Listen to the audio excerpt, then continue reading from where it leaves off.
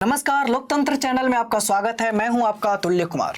जैसा कि आप सबको पता है कि बिहार राज्य में पंचायत चुनाव की डेट की घोषणा की जा चुकी है और इस बार का पंचायत चुनाव 10 चरणों में होने जा रहा है।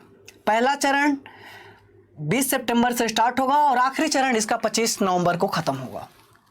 और सरकार ने इसी के दौरान बहुत सारे नए रूल रेगुलेशन जारी किए हैं जो कि इस वीडियो में आपको आगे मैं बताता जाऊंगा।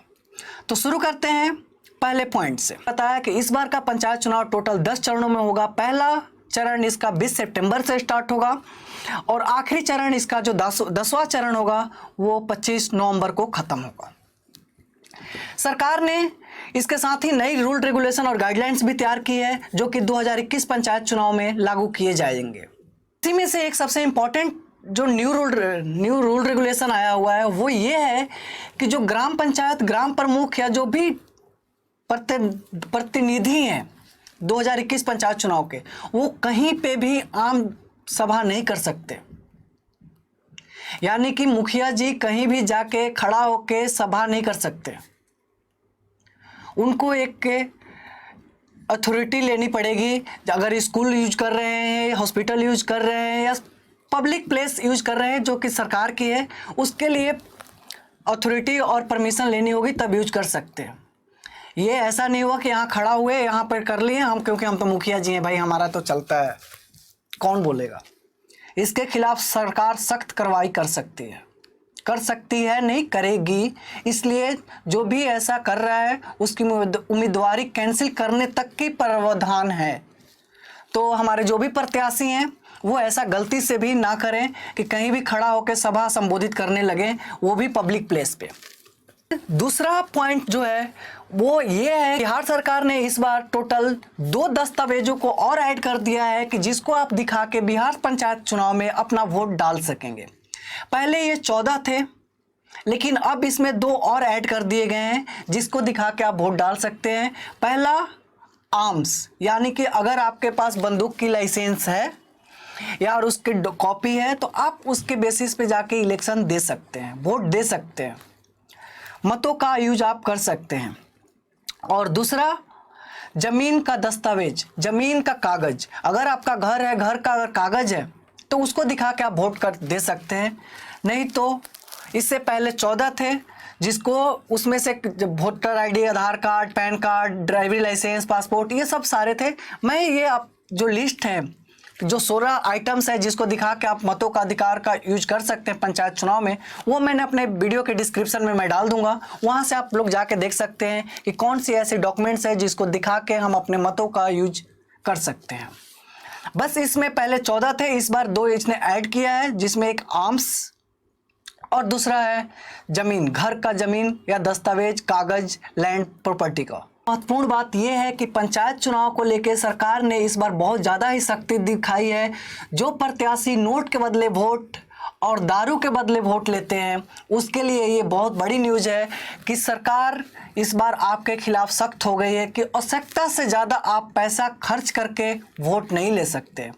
जैसे उन्होंने क्राइटेरिया भी बनाया है कि इस प्रतिनिधि, इस पद के उम्मीदवार इतना ही पैसा खर्च कर सकते हैं, इतना ही पैसा यूज कर सकते हैं अपने इलेक्शन में, इससे ज़्यादा करेंगे तो उसकी उम्मीदवारी कैंसिल की जा सकती है, उनके खिलाफ FIR किया जा सकता है।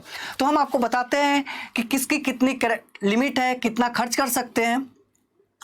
निर्वाचन आयोग के अनुसार जिला परिषद का चुनाव लड़ने वाला उम्मीदवार 1 लाख तक खर्च कर सकता है। इससे ज़्यादा 1 रुपया भी खर्च नहीं कर सकता है अपनी उम्मीदवारी और प्रचार, जो भी उसका खर्चा और ब्यौरा होता है उस पर।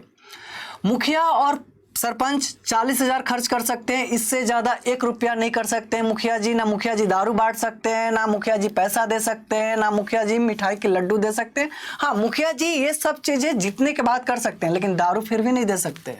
बिहार में बंद है ना, इसलिए दारू मुखिया जी नहीं दे सकते।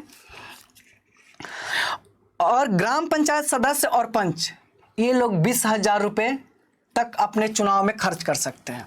क्राइटेरिया है। और हमारे जो बिहार पंचायत समिति के उम्मीदवार हैं, जो कैंडिडेट हैं, जो इलेक्शन लड़ने जा रहे हैं, इसका ज़रूर ध्यान रखें। जो जिला परिषद से लड़ने जा रहे हैं वो 1 लाख तक खर्च कर सकते हैं। जो मुखिया हैं और पंच हैं वो 40,000 तक खर्च कर सकते हैं। और जो ग्राम पंचायत सदस्य हैं और पंच हैं वो 20,000 तक खर्च कर सकते हैं। सरकार ने एक ये भी फैसला किया है कि कोई भी कैंडिडेट किसी भी नेशनल पार्टी या स्टेट लेवल की पार्टी का फ्लैग सिंबल यूज नहीं कर सकते हैं कि मैं इस पार्टी से बिलोंग करता हूं, मैं बीजेपी ने मुझे सपोर्ट किया है, मुझे जदयू ने किया है, मुझे आरजेडी ने किया है, मुझे एलजेपी ने किया है, यानी कोई भी पार्टी का झंडा फ्लैग और लोगो यूज नहीं कर सकते हैं। आप अपने बेसिस पे जाइए, जनता के पास अपने ईमानदारी, ऑनेस्टी और कार्य क्षमता और समाज सेवा और अपनी पहचान के बेसिस पे जाइए। किसी और झंडा और डंडा और लोगो आइकन के बल पे आप नहीं यूज कर सकते। सरकार इसके खिलाफ भी आपको पेनाल्टी कर सकती है और आपकी उम्मीदवारी कैंसिल कर सकती है। और जैसा कि मैंने बताया कि आप पब्लिक प्लेस बिना अनुमति और बिना परमिशन के यूज नहीं कर सकते, या मंदिर हो, हॉस्पिटल हो, गिरजाघर हो, मस्जिद हो, सामुदायिक भवन हो, ये कोई भी पब्लिक प्लेस है वो आप बिना परमिशन के यूज नहीं कर सकते। उसके लिए आपको परमिशन लेनी होगी, आम सभा के लिए, प्रचार के लिए, नहीं तो उसके खिलाफ भी सरकार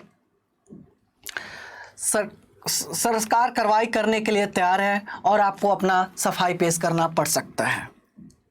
बड़ी महत्वपूर्ण बात कि जुलूस का डिटेल्स कहाँ से स्टार्ट होगा, कब तक होगा, किधर जाएगा, कहाँ नहीं जाएगा, कहाँ ख़त्म होगा, इसकी सारी जानकारी आपको पुलिस डिपार्टमेंट को, प्रशासनिक अधिकारी को देनी होगी।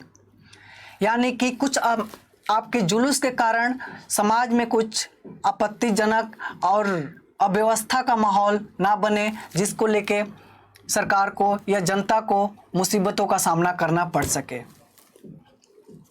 यानी कि इस बार का चुनाव बहुत ही टाइट सिक्योरिटी के साथ होने जा रहा है।